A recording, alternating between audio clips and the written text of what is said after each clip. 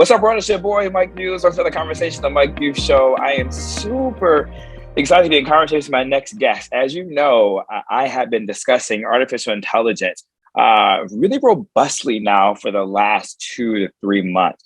I think it really began to pick up right around the TikTok hearing that took place in Congress back in around February, I believe.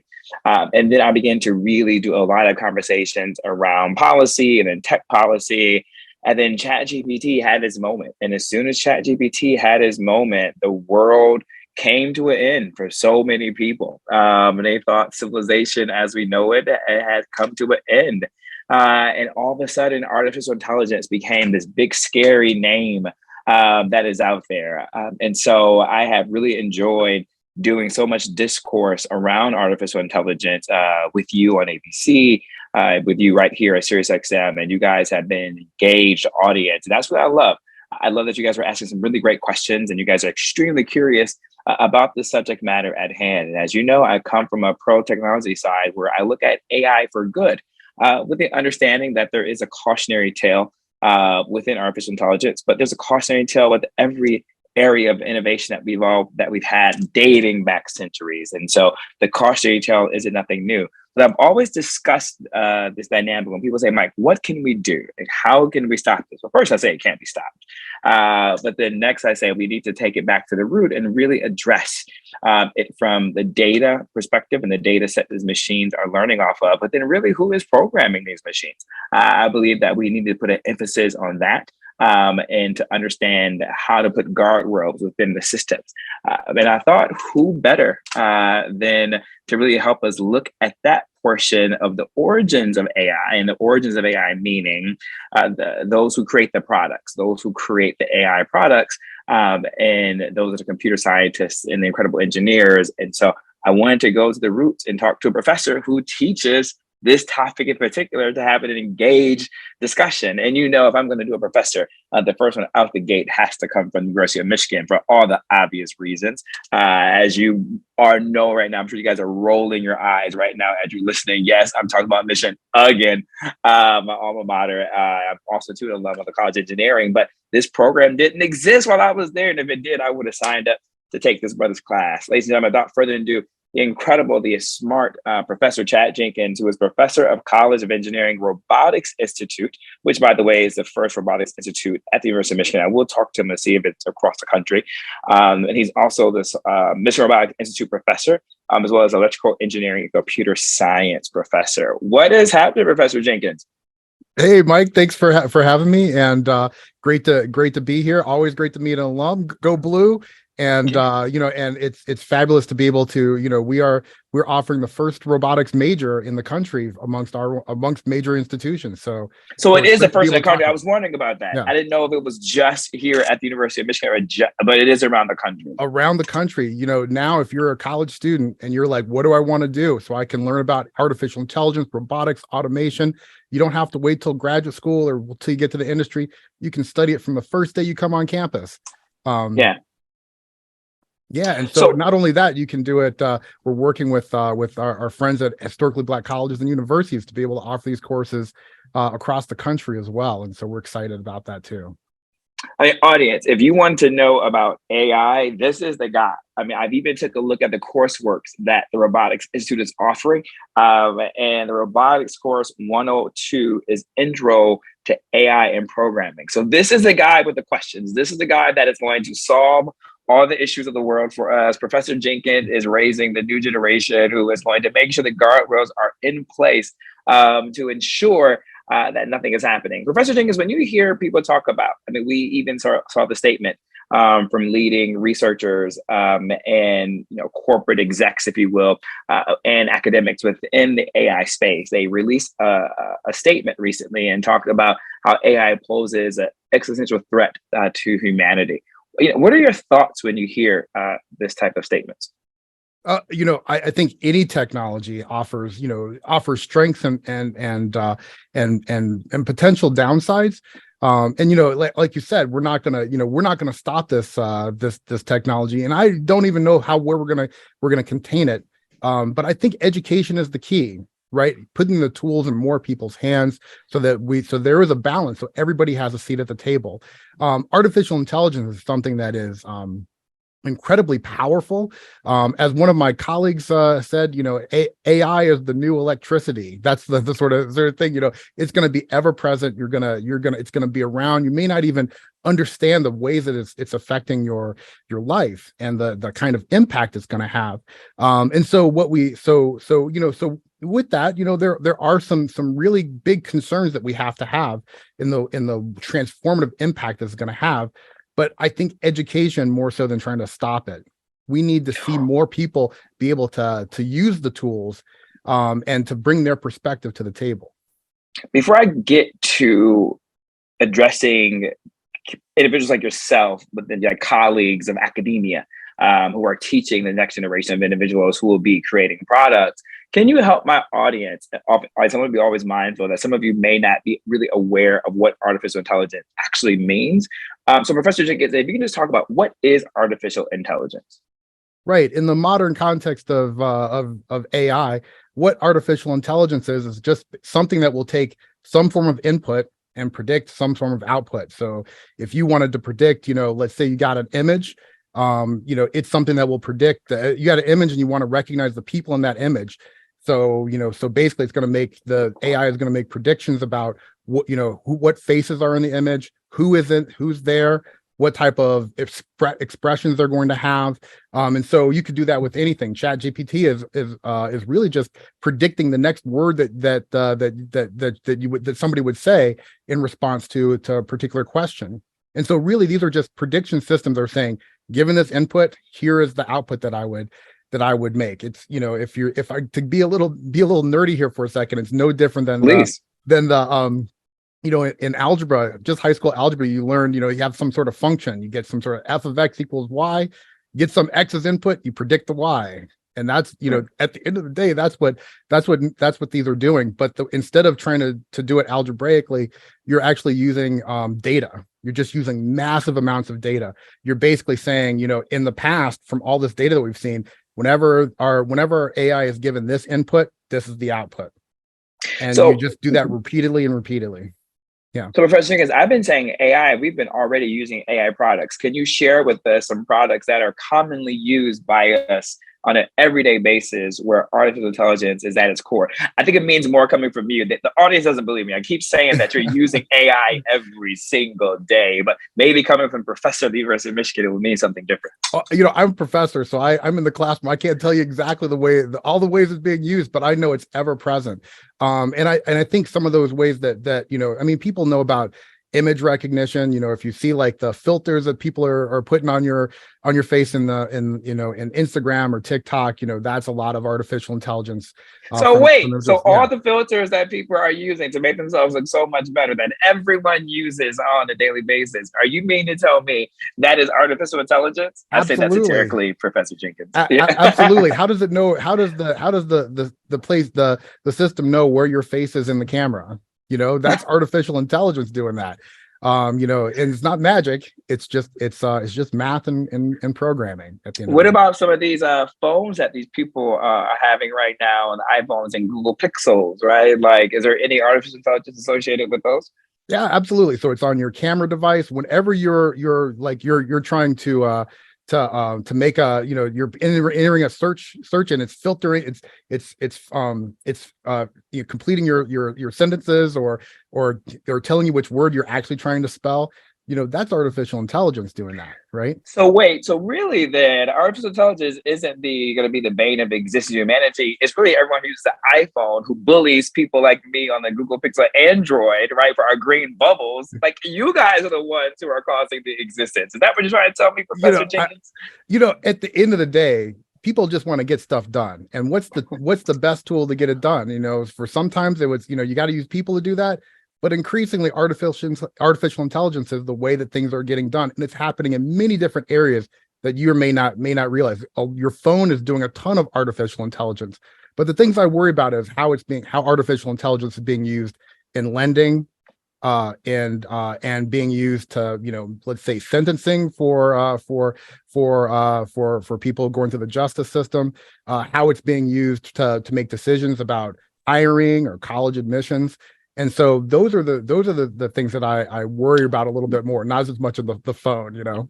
Well, give me one more thing. Well, Professor, I got to get the people to help to understand it, right? And so I need to help them how they're using it right now. Give me one more fun thing, and then we're going to move on. So I do talk often about AI for social good when it comes to lending credit scores, and as well as like using alternative sentence recommendations for prisoners, in particular for Black and Brown communities who are disproportionately impacted by the criminal justice system. But give me one more fun thing. Netflix.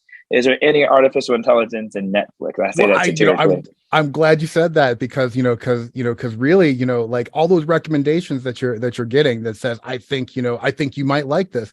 That's artificial intelligence, basically saying, like, given what you've seen what you've watched in the past, this is what you might like in the future. And and so you mean to tell me all the filters people have been using on Instagram, all the binge episodes and series that people have been watching on Netflix, all the great photos people take on iPhones, but really the best ones is the Google Pixel, all has artificial intelligence, and the world didn't come to an end and people still had jobs. Absolutely. Shocker. I think artificial intelligence, if you do it right, artificial intelligence enhances human performance. It doesn't replace human performance. And that's really at the end of the day what why this technology could be amazing if we do it the right way, and could be terrible if we do it the wrong way. I want to go into the enhancing piece because, look, I have to push back every day on how artificial intelligence is not going to ruin society. Yeah. But I don't get a chance often about. I do my best, but I get drowned out by all the alarmists out there, right? And so, in the sense of enhancing, let's talk about looking at it from a lending perspective, right? And how AI can be a tool for good for the lending perspective, in particular for people who go up against biases in traditional realms of financial lending and credit worthiness. Right. And so what you can do is the data, at the end of the day, the numbers tell the story. The AI is just reflecting, all of that data that we see. And we have lending practices that, that traditionally, historically have biases in it. And AI can help us understand those biases a bit more, be more fair, provide more opportunity towards people. So it's really just saying this is what we've done before. And so I think that they're also, I forgot to talk about some of the other ways, that these things can help us. It can help diagnose, like if I've got a medical condition, it can better help diagnose that. It can help us see things that we haven't seen before, that can help us be more equitable if we choose to do it that way. AI is not necessarily is not a technology that's coming to take over. It really is just going to magnify all the bias, all of the character traits, all the things that we feel that we want to be able to do. It's just going to magnify that. So if we have good hearts and we want to do things the right way, AI will help us do those things even better. I want to focus more so, Professor Jenkins, on the lending aspect, though, right? Because I think that is something that we've all had a touch point with, right? Whether we're constantly checking our credit karma, for what is our credit score. We're constantly having to apply for a new apartment. Maybe we have to get a credit check. We may be going for our first home. And so we got to have a credit worthiness in the different lending practices. And we already know there's a biases associated in the lending system in the traditional measure. How can AI help improve it? Like, for example, I talk about how there's other ways that, we could use assets or identity markers to determine our credit worthiness, right? So how would an AI system can be created so that it can look at the totality of a person to determine their credit worthiness? So if you can geek out just a little bit on how that will work. So I gave my audience what it looks like, the front facing, but if you can give the nerd geek how that happens through AI, from the data sets to the queries all the way to the output. Right. So as you said, I'm glad you said the data set, because it first starts by collecting good data about how we lend and how we give out that money, how we create that opportunity. So when you're collecting that data set, really the AI is just going to reflect anything that's in that data set. It's going to reflect that. And because really what we're showing is as the input, what is a person's, what does their profile look like? How they've done well on credit? What's their background? And then, basically said, did we lend to that person or not? And, and what was the outcome of that? And so basically so you're just looking at those inputs and outputs one more time. And then the AI is going to figure out, how well should we, what's the benefit of lending to this person? If you can't collect good data, the AI is not going to work. And we need more people, and that's something that doesn't necessarily is not necessarily a technical degree. You don't have to go to study, 4 years of computer science like I did, or get a robotics major. You can come and if you can collect good data, you can get AI systems to work for you. Once you have what kind of data could we? Oh, I'm sorry. Keep going. Please go ahead. What kind of data, could we create? I always talk about the need for a diverse set of data scientists, right? So what type of data sets could be created to create a much more well-rounded profile for individuals to help eliminate a lot of the biases that could be associated, right? So I can tell you, I'm a roboticist, I'm a computer scientist. I have no idea about economics. I appreciate my people, my colleagues in economics, and I appreciate the people that go out into the community and understand what really makes somebody a good person to lend to. And so, so this requires collaboration across the entire spectrum, across all of my colleagues here at the university.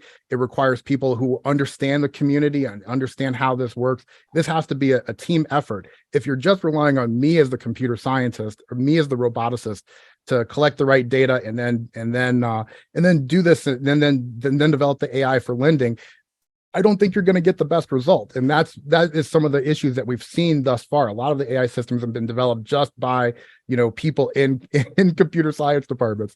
What we need in the future is to broaden that out. You need to go talk to the community who you think you're going to lend to. And then, and they can help you cultivate the data set that's going to be useful for actually predicting whether somebody's going to be a good lending choice or not.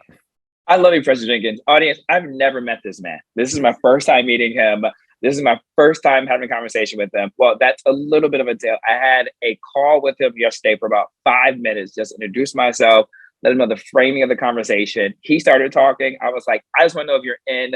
If you're in, let's rock. I don't want to start this conversation. I want to keep it all fresh for the air. But Professor Jenkins, you are literally saying everything that I always say, which is amazing. And audience, he's even losing his hair just like me. So we're twinning within that area. But so audience, we talked to you about some of the products that you use for AI already, so that you're just aware of how you use AI already on a day-to-day basis.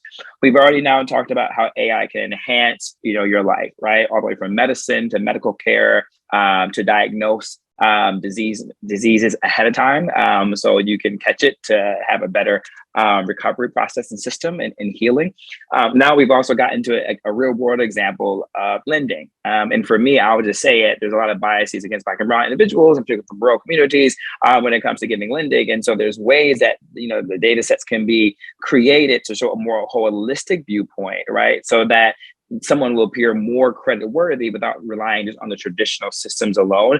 Take consideration the wholeness of the person based upon what the professor just talked about, is pulling different data of the using the digital footprint of the applicant to show what it is, what is possible. But now, Professor Jenkins, you're really getting into the enhancement, not necessarily how it can enhance your day-to-day in society, but getting into the enhancements of building better products within AI, right? And so now you're talking about how AI traditionally has been just for computer scientists who are in labs, such as the University of Michigan.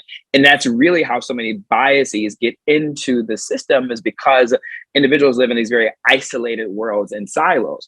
So what you're suggesting, Professor, is that we look at it to what I've been saying, more holistic, and get more holistic teams involved.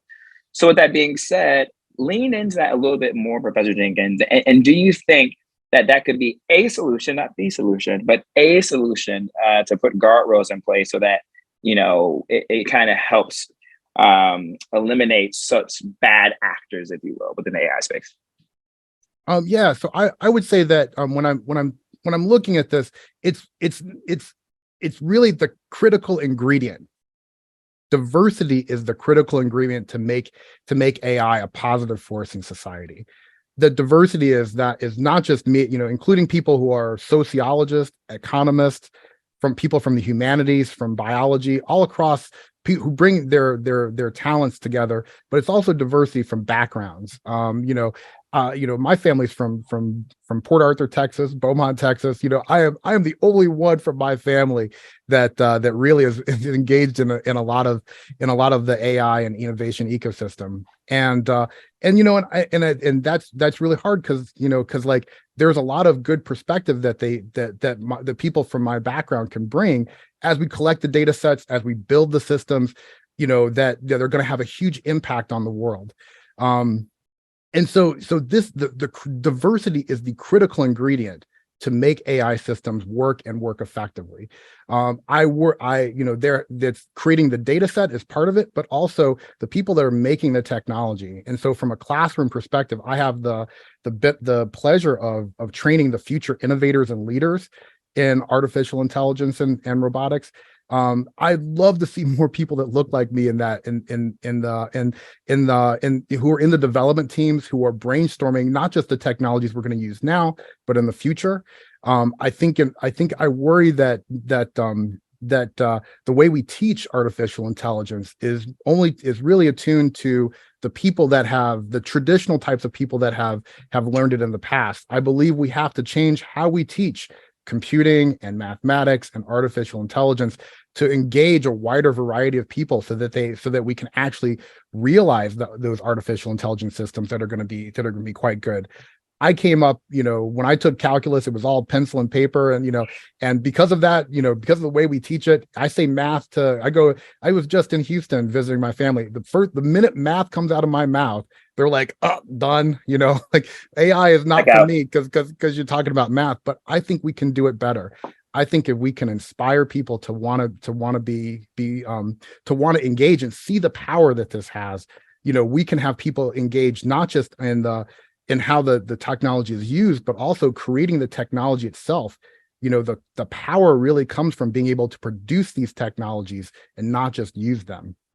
So before I get into the future of work and generative AI, which is ChatGPT and robotics, because I think that's all kind of in the same bucket, I do want to stick right here for a second, because I do talk about the way that AI needs to be in these curriculums, needs to be rethought, right, in terms of the thinking.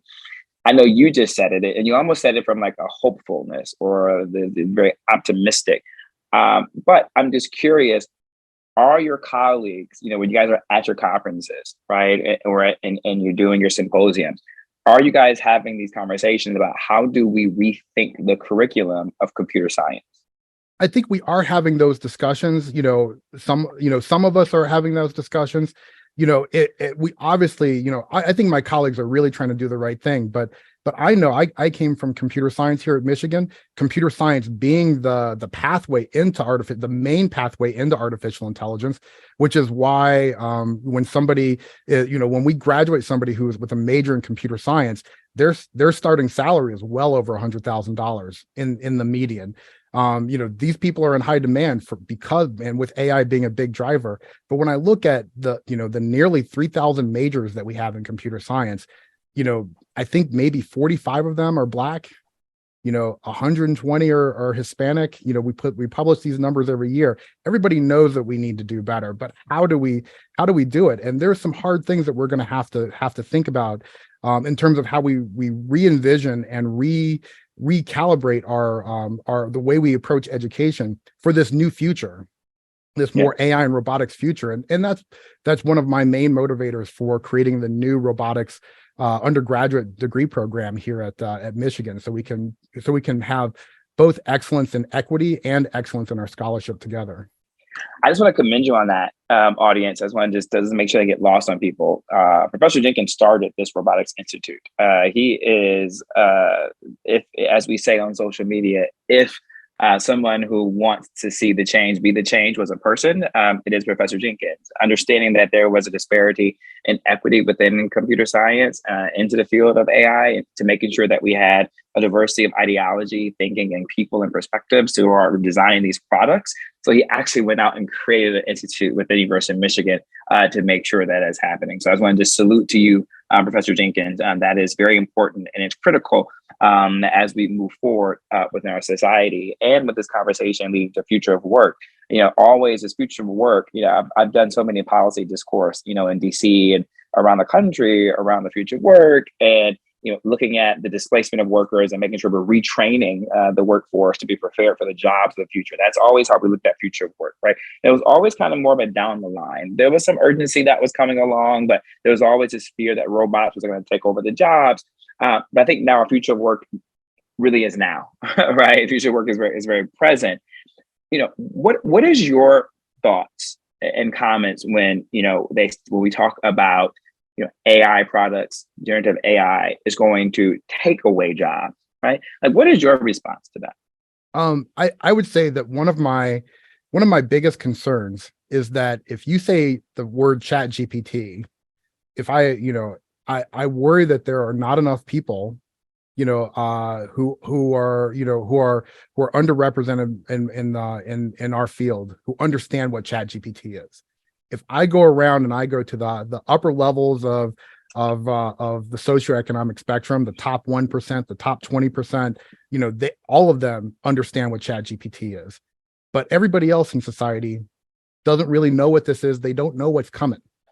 And that is something that concerns me. And I think that you could see these generative tools, instead of remedying the disparities in society, they could exacerbate those disparities in society.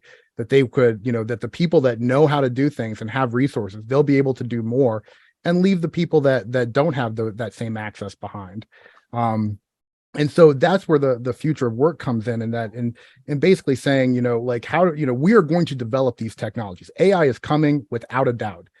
But how do we give more people access to understand what this is and what they could do? And I just worry that awareness is not there right now. And so how do we start to educate? How do we start to educate future generations with these tools in mind? So when you say exasperate, I think I want to lean into that a little bit. Exasperate. Is that for you the thought process of loss of jobs? It's not. If we do it right, you won't have losses of jobs. You won't essentially replace people with automation. You will essentially, that will happen, but you will also reinstate people in areas where we need more people. Education. If I'm able to, to instead of having one adult be able to have to educate a class of 20 or 30, if instead I could have, multiple adults, it help educate one child, that would be fabulous. Our infrastructure, we need to do more for our infrastructure. If I could take a human worker and not necessarily replace them, but essentially be able to amplify their effort, so we could do more for our manufacturing base, for repairing our infrastructure, I think that would be tremendous. The biggest thing that I think we could do, which is probably the hardest, is our healthcare system. How can we basically be able to provide a higher quality of care with a lower cost? And so, so how do we start to use robotics and AI technology to be able to do that? Because that is one of the biggest costs that we have right now. And this will not simply be replacement. One thing that people don't understand all the time is that when you use AI, it is not foolproof. It will make mistakes. There is no AI that is 100% accurate.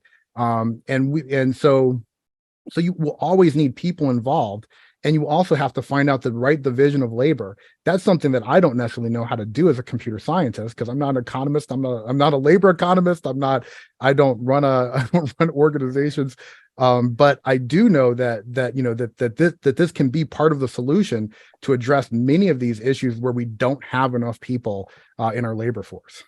What I love about engineers, Professor Jenkins, particularly about with smart people like you in the engineering space, there's levels to smarts of engineering, and those are PhDs. You guys are quick to say what you are not. You're like, look, I am very clear. I worked all these years to get this PhD. I'm very specific on this. I am telling you, but I am not. You guys are good for qualifying statements. I think it comes from having to define your proofs and your equations, right? But engineers are good for qualifying statements. I'm trying to be good at not laughing when you're talking, so because I want people to hear you, but I just thought that was funny. I think you nailed me on that one.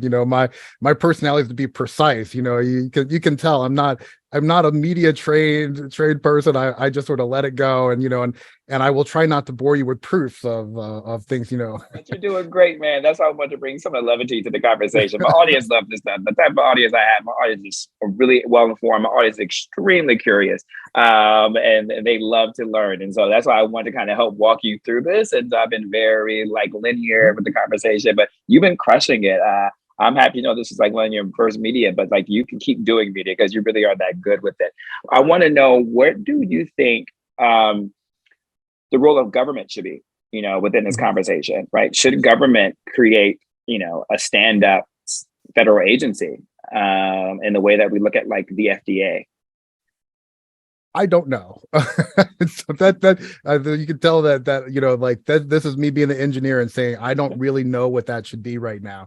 I think that's part of an ongoing conversation that we're seeing across people that work in artificial intelligence and people that work in government and policy. This is where we're bringing a lot of those people to the table to have these discussions. This is ongoing right now. I would say though that that when you're talking about the technology itself, my personal viewpoint is that the regulation would come on the outcome, right, on the processes, but not necessarily the technology itself. So I would take, for instance, autonomous driving. Your autonomous car that's out there that they're already on the roads. If you don't know it, you might be driving next to an autonomous car, which is effectively a robot. Should I talk about where you can and can use autonomous technology? Maybe, but I think at the end of the day, how are you going to get insurance for a car like that? The insurers are going to be the ones that look at the risk benefit and able to say, this is a car that we think is roadworthy and we're able to insure it, and we're putting our capital on the line to make that happen. What was it take? So you're saying your safeguard is the regulations. That's what you're leaning into. I would say insurance is the big thing that will dictate whether you're willing to use this. If you're talking about a medical technology, what does malpractice look like when you start to look at an artificial intelligence system? If you're talking about hiring, what does that look like in terms of your outcomes, right? If you look at who you're hiring and you're just we're hiring all the same people and we're using this AI to do it, then that's saying that outcome is the thing that you look at, not necessarily the technology itself. I love that. I never thought about that perspective, but in that situation, you're so right. You didn't think about from an insurance perspective. I love how when you brought in the word malpractice, that made me think about things. You would design something to ensure that, when it's in use, you don't get sued for it, right? And so you create a design based upon how far the law will allow you to go, right? And so I actually like that idea about the regulation space versus the innovation space, right? And so, whoa, that's really big. And we have a lot of politicians, Professor Jenkins, who listen to the show. So I'm hoping that they just heard you right now. I think that is brilliant. Now that we're in the political space, and not to make you nervous, now that elected officials listen, I'm curious, how would you like, right? And not if it's being done, just how would you like elected officials, in particular within the state, state officials, right? Because a lot of this, can happen in municipalities, right? How would you want elected officials to engage with academia, as we move forward on these conversations about AI and future of work as we wrap this fantastic conversation?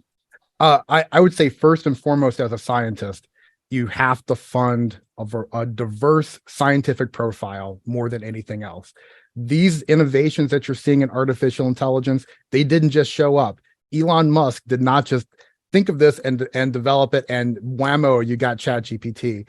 All of the AI that you're talking that we have that are showing amazing returns on investment now.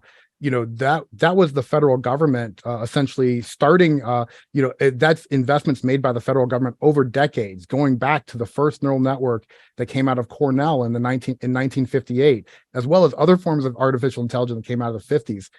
The innovation engine runs based on investing in science, and not just the science that are the hot ideas now, but the ideas that are that are still promising but haven't matured yet.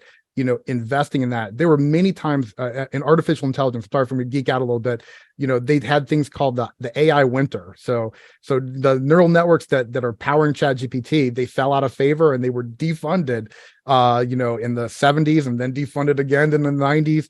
And we're fortunate people stuck with it. And got investments to make it go, such that we could deliver on this and have a technological advantage in 2023. And so that investment, I think, is first and foremost the driver of the innovation.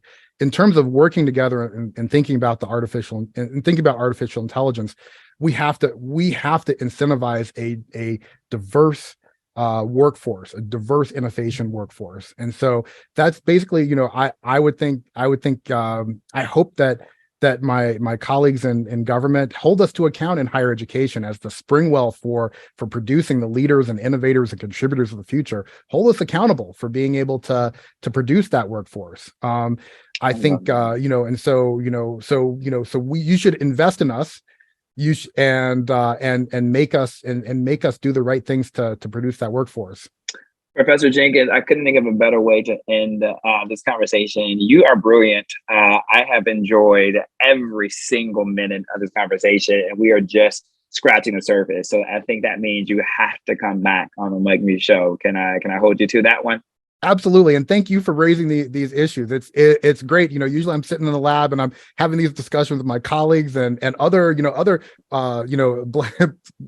Black people who are just in the shadows. But I'm glad you're helping us bring this to light. Okay. Did I do the conversation justice? Absolutely. There we go. Thank you so much. I love that. Professor Jenkins, say right there, audience. What an amazing conversation that was. But listen, stay right there, because on the other side, we're going to have some fun. We're going to talk with the actor Daniel Wu, whose series just came out on Disney Plus, American Born Chinese, and it's dealing with the multiverse, AI. So basically, I'm just geeking out this Saturday. And so it's going to be a fun time. Stay right there, grab your iPhone, your Android, your Google Pixels, take some pictures around the house, play with the filters, and there you are. You're an AI scientist. So stay right there. We'll be right back. Oh, and also hit us up at I am Mike Muse, MUSE, and please be sure to check out Professor Jenkins at the College of Engineering, Michigan Robotics Institute to learn more information. So, all right, be right back.